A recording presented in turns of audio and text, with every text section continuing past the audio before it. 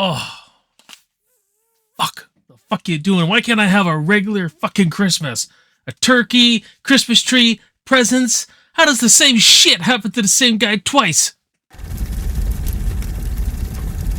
Die Hard 2 was released in 1990, directed by Rennie Harlin and starring Bruce Willis, Bonnie Bedelia, and William Sadler. John McClane attempts to avert disaster as rogue military operatives seize control of a Washington International Airport. Hey, what's going on, everyone? Welcome back to the channel. My name is Jason. You're watching Backtrack Cinema, and we are back with the Alphabet Action Movie Challenge, and the movie I picked for D is Die Hard 2. I've already reviewed Die Hard 1 quite a while ago, so I thought, why not? Let's just do Die Hard 2. Now, this is a movie that I watched, I guess I watched a bit as a kid. Not as much as Die Hard 1, obviously, and I've watched Die Hard 1 usually every year. Definitely one of my favorite action films. Definitely in a top 10 list for action movies. And Die Hard 2 is serviceable. It gives everything you want in a Die Hard film. Good action, solid performances, seeing John McClane doing John McClane things, his one-liner, his antics, him pissing people off is all great. But it's a film that very much is a wash, rinse, and repeat. Not that there's too much wrong with that. Like I said, you're going to get a lot of enjoyment if you're a Die Hard fan, which I'm going to start just with like, this is more mixed, in between mixed and negative.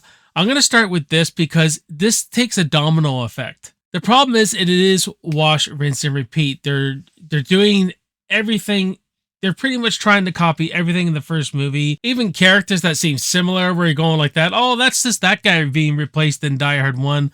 That's just that guy there. And like that's my only really issue with the movie is that it's trying to do everything Die Hard did really great, but you're just not going to get to that. But in saying that, you know, there is a lot of good things still I think they do in this. They tried to go more is more, bigger is better, and not so much the case. The thing with Die Hard 1 is that it had a contained setting.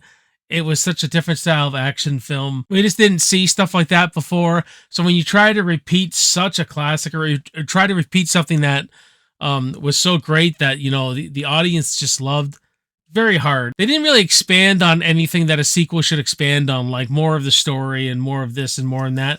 They were just trying to repeat a lot. We find John McClane working in LA now, moved out there with Holly, got a job as a cop in LA, and he's in Washington waiting for his wife to arrive on her plane. When you see John McClane starting to sit down, observe, his mind going too much, his brain thinking, looking at people, this is his skill set, man. He just notices things that other people aren't noticing because it's Christmas rush. People are doing stuff, and he's fighting everyone from the cops to the airport security, trying to tell them there's something big going to go down here. And these mercenaries, they take over the airport and want to crash the planes if they don't get cooperation. They want to get their general's plane to land. So needless to say, John McClane gets himself in deep shit with the airport security, the people running this airport, the police force running this airport, all that kind of stuff, which you get some really antics, back and forth kind of stuff between John McClane and Bruce Willis and Dennis Franz. Hey, Carmine, let me ask you something.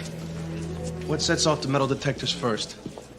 The lead in your ass or the shit in your brains? And Dennis Franz is kind of like the Dwayne character in the first movie. What I mean by you can see where roles are similar. What I really like is that really nice winter snow setting. You can really feel the cold. You can use that element for good action sequences, which there are very good action sequences in this.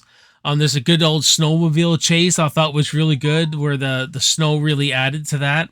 And Rennie Harlin, you know, up to this point, he was most known for Nightmare on Elm Street 4, brought a good style to that, even though I'm not big on that movie, but he became a really good action director. And I would say his reputation is an action director, so he handles action quite well. I don't think he handles it as good as John McTiernan can handle it. John McTiernan can bring us a blend of great action, comedy, and tension, where I think this movie is void of a lot of tension. It just goes for the action, amps it up, dials it up to 9 or 10, but this one's doesn't have that tension that the first one had, where John McClane was like hiding under tables, around corners, and he was legitimately freaking scared that he would get caught. A good scene is where they corner John McClane, and the only way he can get out is to eject himself out of this plane, and you see the explosion go off while he goes up. Really good scene, really good moment.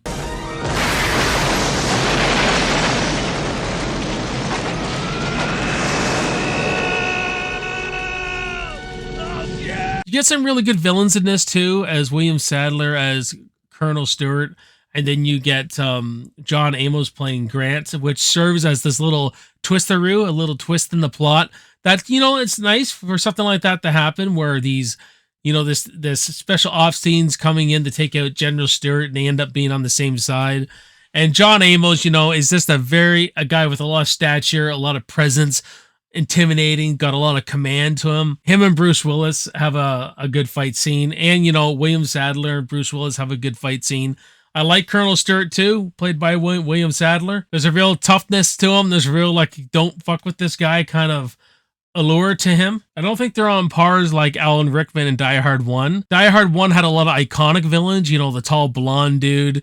This one, I think William Sadler and John Amos, they really bring it. They really bring these villains to life. I think anyway. I thought they were very entertaining in this movie. And John McClane's always working best when he's getting the shit kicked out of him. You know what I mean? The everyman guy who's just got to really scrap it out. And he really does in this with these villains. I love seeing Robert Patrick in this as one of the henchmen. This is just before T2, which this movie kind of got his foot into the audition door for T2.